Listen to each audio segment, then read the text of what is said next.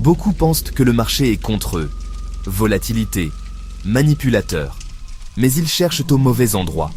La vérité est plus simple et plus difficile à accepter. Le marché n'est ni pour vous ni contre vous. La véritable arène se trouve entre vos deux oreilles, votre esprit, allié ou ennemi. C'est un échec psychologique. Ils succombent à des pièges mentaux et émotionnels. Les 7 pièges psychologiques. 1. La peur. 2. L'avidité. 3. L'impatience. 4. Le FOMO. 5. L'excès de confiance. 6. Revenge trading. 7. Le manque de discipline. Chacun est un monstre dans l'ombre de votre psyché. La première étape est de comprendre. La deuxième étape est de reconnaître. La quatrième étape est de neutraliser l'émotion. C'est le chemin des 10% qui réussissent. Êtes-vous prêt à affronter votre esprit? La réponse déterminera votre avenir sur le marché. La peur est l'émotion la plus primaire et la plus puissante en trading. C'est elle qui paralyse. C'est elle qui déforme votre perception de la réalité. Il y a la peur de perdre de l'argent, bien sûr. Cette peur vous fait hésiter à prendre une position, même si votre système vous donne un signal clair. Vous analysez, suranalysez, attendant une confirmation supplémentaire qui ne viendra jamais. Le marché décolle sans vous, et vous restez sur le quai, rongé par le regret. Puis, il y a la peur de laisser filer ses gains. Mais au lieu de laisser vos profits courir comme votre plan le prévoyait, une anxiété sourde s'installe. Et si le marché se retournait? Poussé par cette peur, vous coupez votre position trop tôt. La peur a un effet dévastateur sur votre prise de décision. Quand vous avez peur, vous ne voyez plus les probabilités. Vous ne voyez que le danger. Votre esprit se focalise uniquement sur le pire scénario possible. Imaginez un trader qui voit le marché chuter légèrement après avoir ouvert une position d'achat. La peur s'empare de lui. Il ne voit plus une simple fluctuation normale. Il voit le début d'un crash apocalyptique.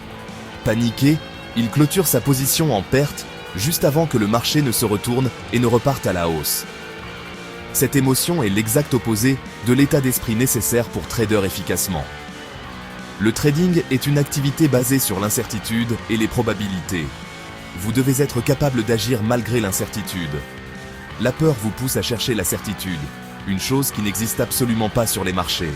Tant que la peur tiendra les rênes, vous ne serez jamais qu'un spectateur réactif du marché, jamais un participant proactif et confiant. Pour vaincre la peur, vous ne devez pas essayer de l'éliminer. C'est impossible. La peur est une émotion humaine naturelle. Le but est de la neutraliser, de l'empêcher d'influencer vos décisions de trading. La première étape, et la plus cruciale, est d'accepter pleinement le risque. Avant même de cliquer sur le bouton « Acheter ou vendre », vous devez accepter que chaque trade a un potentiel de perte. Vous devez définir ce risque. Vous devez savoir exactement combien vous êtes prêt à perdre sur cette position si le marché va contre vous. Ce montant doit être une somme qui ne vous perturbe pas émotionnellement. Une fois que vous avez défini et accepté ce risque, le stop-loss devient votre meilleur ami. Il n'est pas juste un outil technique, c'est un outil psychologique. Placer un stop-loss, c'est matérialiser votre acceptation du risque. Je suis en paix avec cette possibilité. Si je suis touché, je l'accepte et je passe au suivant. Lorsque vous avez véritablement intégré cette idée, la peur de perdre de l'argent s'estompe. La perte potentielle n'est plus une catastrophe inconnue et terrifiante. C'est un coût défini et accepté. Un simple coup pour faire des affaires sur le marché. La deuxième arme contre la peur est d'avoir un plan de trading complet et de le suivre à la lettre. Votre plan doit définir précisément quand entrer, où placer votre stop-loss et où prendre vos profits. Lorsque la peur tente de s'immiscer, votre plan devient votre encre. Vous n'avez plus à réfléchir ou à deviner. Vous n'avez qu'à exécuter. Le marché baisse un peu? Votre plan dit de tenir tant que le stop n'est pas touché. Vous tenez. Le marché monte et la tentation de prendre un petit profit arrive? Votre plan a un objectif de profit clair. Vous attendez. Suivre un plan déplace la responsabilité de la décision de votre moi émotionnel vers votre moi analytique qui a créé le plan. Votre travail n'est plus de gagner sur ce trade spécifique. Votre travail est d'exécuter parfaitement votre plan sur une série de trades. En vous concentrant sur le processus, vous libérez votre esprit de la pression émotionnelle. La peur perd son emprise. Si la peur paralyse, l'avidité, elle, rend imprudent. C'est le diable sur votre épaule qui vous murmure que ce n'est jamais assez. L'avidité est cette force qui vous pousse à vouloir plus, toujours plus, au mépris de toute logique et de toute gestion du risque. Elle apparaît souvent après une série de trades gagnants. Vous vous sentez invincible, vous pensez avoir compris le marché, L'avidité vous dit alors d'augmenter la taille de votre position de manière déraisonnable. Vous oubliez votre règle de risquer 1% de votre capital. Pourquoi risquer 1% quand vous pouvez risquer 10% et gagner 10 fois plus? L'avidité se manifeste aussi en refusant de prendre ses profits. Votre trade a atteint son objectif, celui que vous aviez défini dans votre plan. C'est un bon gain. Mais l'avidité vous dit « Attends, ça peut monter encore beaucoup plus haut, tu vas rater le trade de ta vie ». Alors, au lieu de clôturer la position comme prévu, vous la laissez courir. Pire, vous déplacez votre objectif de profit toujours plus haut, sans raison valable. Vous transformez un trade gagnant bien planifié en un pari à vide. Le marché, qui ne se soucie pas de vos rêves de richesse, finit par se retourner et efface tous vos gains, voire transforme le trade en une perte. L'émotion derrière l'avidité est une euphorie irrationnelle. C'est un sentiment de puissance et de certitude qui est complètement déplacé dans un environnement de probabilité. Lorsque vous êtes avide, votre jugement est obscurci. Vous ne voyez plus les signaux de danger. Vous ne voyez que le potentiel de gain illimité. Un trader avide est comme un conducteur qui accélère dans le brouillard. Il se sent bien, il a l'impression d'aller vite, mais il se dirige tout droit vers un mur qu'il ne voit pas. L'impact sur la performance est catastrophique. L'avidité mène à un seul résultat inévitable: rendre au marché tous les gains que vous avez durement accumulés, et souvent bien plus encore. Un seul trade avide peut anéantir des semaines ou des mois de travail discipliné. C'est la raison pour laquelle de nombreux traders connaissent des cycles de boom and bust. Ils construisent leur compte lentement et méthodiquement. Puis, dans un accès d'avidité, ils prennent un risque démesuré qui fait exploser leur compte.